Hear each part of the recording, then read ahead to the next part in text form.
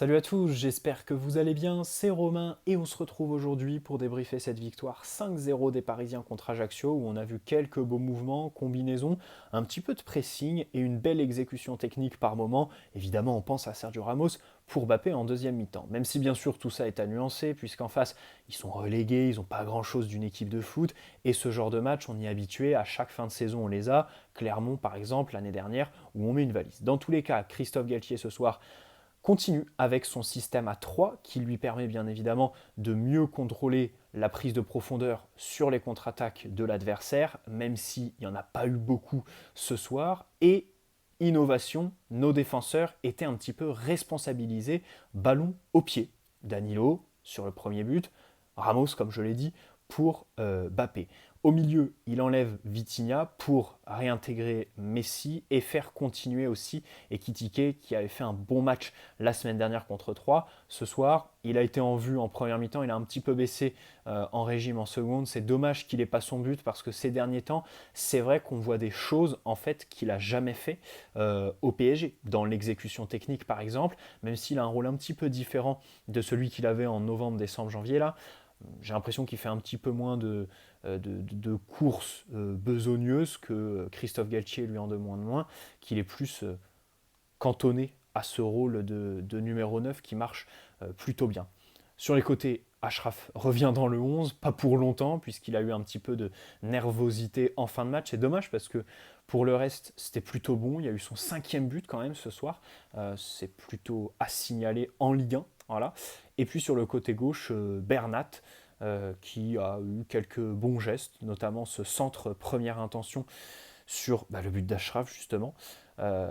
Et finalement une prestation collective plutôt aboutie avec même des entrées un petit peu intéressantes comme Renato, mais bon, lui on sait très bien que le souci c'est les blessures, voilà, pas sur le terrain. Bon, tu commences ton match tranquillement, c'est vrai que ça ronronne parce que tu ne te crées pas d'occasion nette, voilà. Devant, ça bouge pas beaucoup, mais tu trouves quand même tes côtés, qu'Ashraf Hakimi réussit à t'animer, il centre plusieurs fois, il y en a un à ras de terre, il y en a un au troisième poteau, il y en a un qui est bien dosé. Et au final, c'est Danilo. Alors, est-ce qu'il l'a fait consciemment ou pas pour Fabian?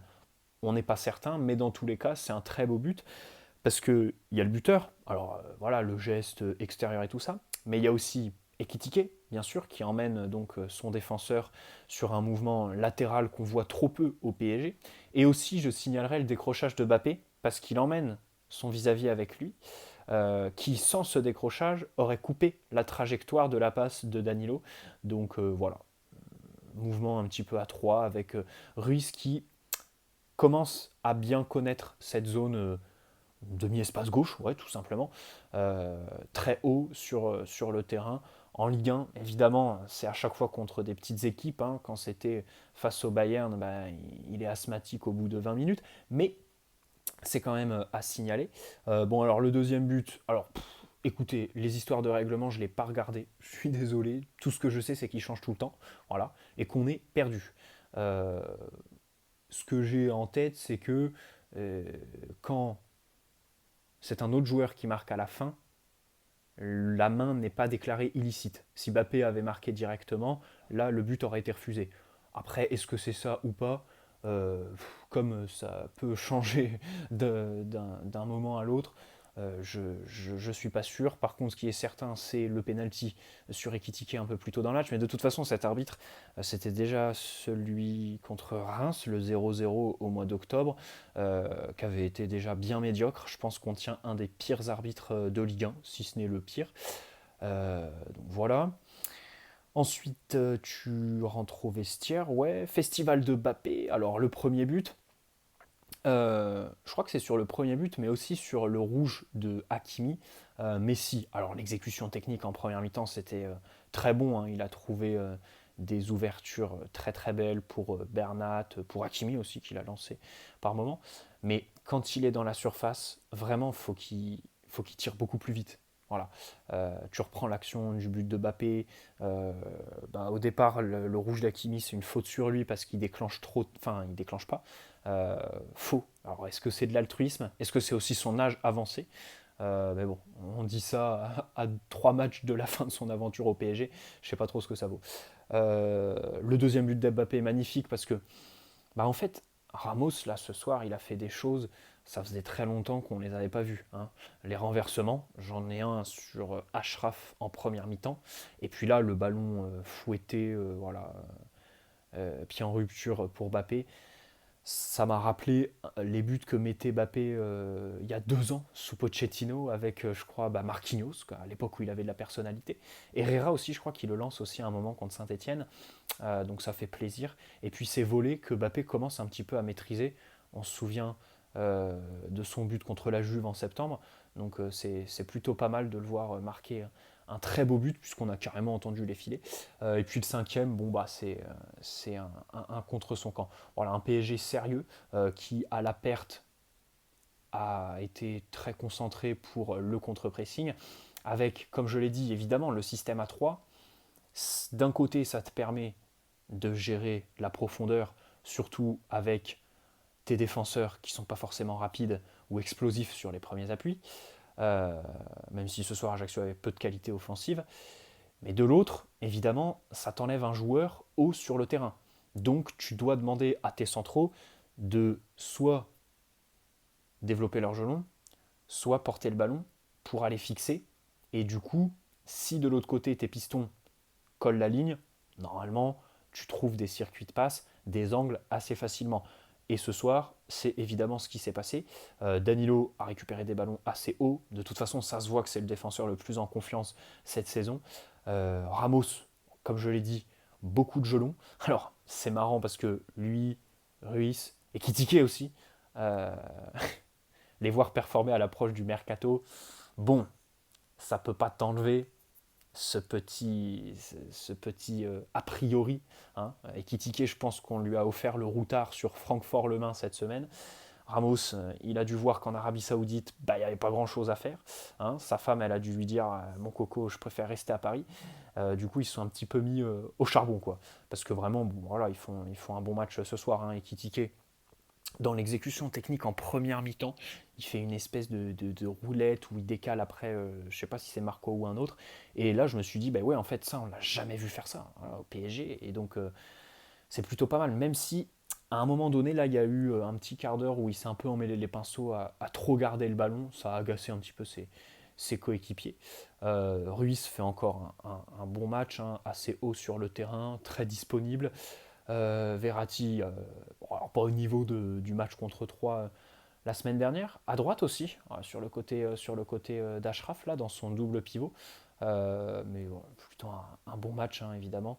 Euh, Comme d'habitude, contre évidemment les petites équipes de Ligue 1 qui t'attendent, hein, qui ont des gardiens pas forcément bons et des défenseurs qui bloquent l'axe. Voilà. Le PSG a quand même réussi parce que, ok, pôle de créativité, il est à gauche, mais en aucun cas, ça t'empêche de travailler des renversements de l'autre côté pour exploiter les qualités d'Ashraf qui ne sont jamais autant maximisées que lorsqu'il a des espaces devant lui, qu'il est lancé ou qu'il est sur des phases de déséquilibre chez l'adversaire, que tu peux provoquer typiquement par des renversements.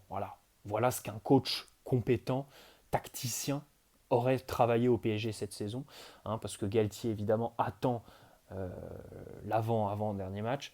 Bon, Marquinhos a fait un bon match, même si on l'a. Alors, oui, sa position était clairement haute à un moment donné. Bah, d'ailleurs, sur le compte son camp, il est impliqué. Euh, Peut-être avec ballon moins en vue que les deux autres, mais c'est vraiment ce qui m'a fait plaisir ce soir. Voilà, les défenseurs, parce que ce système à 3 franchement, il sert à rien en fait. Il sert à rien si tes défenseurs ne prennent pas de risques avec le ballon et surtout n'ont pas la vitesse, hein, ou du moins l'explosivité pour couvrir euh, les contre-attaques. Je ne parle même pas de lecture du jeu ou d'intelligence situationnelle, positionnelle, hein, parce que voilà, ce serait peut-être trop leur en demander. Bappé, il y a le festival. En première mi-temps, il y a quelques choix qui sont un petit peu approximatifs, mais au final, un bon match ce soir. Voilà. Lens a gagné hier à 10 contre 11. Ah oui, le rouge d'Ashraf. Bon, alors déjà, comme je l'ai dit, à la base, si Messi déclenche sa frappe Il n'y a pas tout ça, voilà. Ensuite, sur les ralentis, on voit que c'est Ashraf qui fait un geste en premier, même si le geste le plus grave, c'est celui de Mangani, parce qu'Ashraf fait que le pousser, on va dire. Si tu mets rouge à un joueur qui pousse, derrière, c'est compliqué de finir un match avec les deux équipes au complet, quoi. Et puis, bon, Mangani, évidemment, le geste est bien pire, énervement, nervosité. Bon, loin de moi l'idée de minimiser le geste d'Ashraf, qui évidemment il y a de la nervosité là-dedans, mais on le sait très bien, on le connaît. Hein. Il y a d'ailleurs eu un article de l'équipe hier, hein. Et puis quelque part aussi ça peut se comprendre. Hein. Divorce, on sait très bien que la vie parisienne, bah, il a les bons côtés. Et puis aussi ses affaires judiciaires parce qu'il est toujours mis en examen. Bon, en plus sur le terrain, les performances ne suivent pas vraiment, même si juste après la Coupe du Monde, parce que c'est marrant, dans l'article de l'équipe, ils disent que le staff est déçu de ses performances au retour de la Coupe du Monde, où il a joué la moitié du tournoi avec une petite gêne. Mais en fait, quand il revient, moi j'ai pas du tout la même lecture. Il est très bon, euh, notamment contre Toulouse, où il met une frappe arrêtée. Et il est très bon aussi parce que pendant qu'il était à New York avec Mbappé, Mukiele, il faisait ses matchs. Voilà, Mukiele, il faisait ses matchs. Et derrière, bon, bah, il se blesse, il enchaîne pas. Mais certains supporters commençaient à ce moment-là à dire ah, il faut voir Mukiele à la place d'Hakimi. Donc, vous voyez un petit peu les bénéfices de la concurrence, puisque derrière, bah voilà, il s'est mis à jouer. Mais quand il a vu que Mukiele a été envoyé en Finlande, saison terminée, bah, c'était saison terminée aussi pour Ashraf. Euh, donc, euh, donc voilà. Alors bon, on sait très bien qu'il partira pas. Parce que il a, bah, déjà objectivement, il a le lien privilégié avec Mbappé. Et puis ensuite, bon, alors au Real, enfin, de souvenir, je crois que c'était Zidane qui en voulait pas vraiment. On va voir si là Carlo Ancelotti en veut parce qu'ils vont peut-être recruter des latéraux droits. Euh, je vous ai déjà donné mon avis, hein, 60 millions ça part, mais le problème c'est que on a tellement d'autres chantiers que se rajouter ça, ce serait peut-être se tirer une balle dans le pied, dans le sens où c'est comme Mbappé en fait. C'est comme Mbappé. Tu peux demander son départ. Ça peut s'entendre, on peut en discuter. Surtout que un an de la fin de son contrat, on peut me dire ouais, il faut faire 200 millions, ce serait une honte de le voir partir libre. Bah ouais, mais les 200 millions, on sait très bien que bah, si on les veut, l'émir il les met en fait.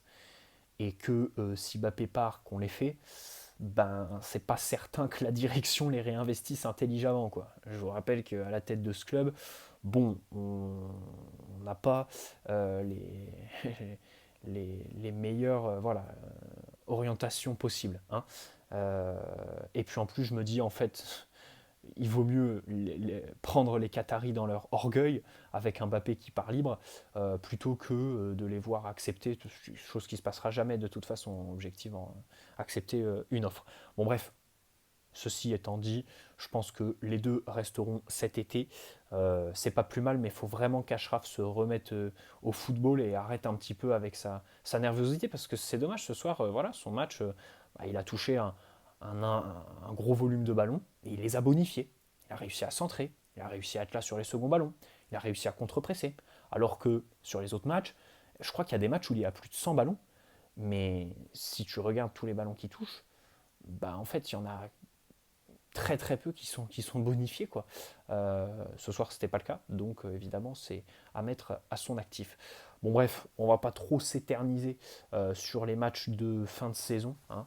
Euh, les sifflets. Alors bon, le parc a été très triste ce soir sans le cup, il faut le dire.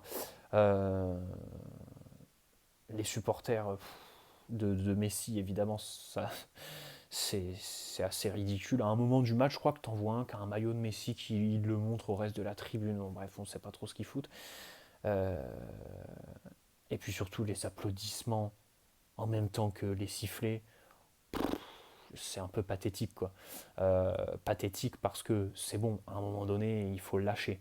Euh, j'ai démonté Messi plein de fois sur cette chaîne YouTube. Vous connaissez mon avis sur Pionel Pepsi. On va pas revenir là-dessus. Mais à un moment donné, bon, victoire 5-0 contre l'avant-dernier de Ligue 1. Les mecs, ils sont relégués en face. Alors, ils marquent pas. Mais en première mi-temps, il y a quand même exécution technique. bon, lâchez-le quoi, lâchez-lui la grappe. À un moment donné, vous l'avez sifflé après le Real, vous l'avez sifflé après le Bayern, sifflez les autres. Hein. Arrêtez de faire vos boucs émissaires. Neymar était aussi dans les tribunes, il a appelé son pote Luis Suarez là. Et puis il était content sur le but de Mbappé. Ça m'a fait plaisir cette image parce que vraiment cette saison, les deux là, les likes de Neymar un petit peu idiots sur les réseaux sociaux vis-à-vis de Mbappé, ça faisait un petit peu de peine pour cette connexion. On sait très bien que l'un a besoin de l'autre et vice-versa. C'est le cas pour Mbappé, c'est le cas pour Neymar bien évidemment. Bref, du mouvement, du pressing. On espère revoir ça pour terminer la saison avec voilà, un petit peu plus de calme dans ce contexte absolument furax autour du PSG. Je pense que Galtier doit un petit peu souffler. Bonne soirée à tous. N'hésitez pas à poser un like si cette vidéo vous a plu, vous abonner et on se retrouve très prochainement. Je pense qu'on va faire une vidéo sur Mbappé, sa saison et les perspectives de départ et tout ça. Ciao les amis.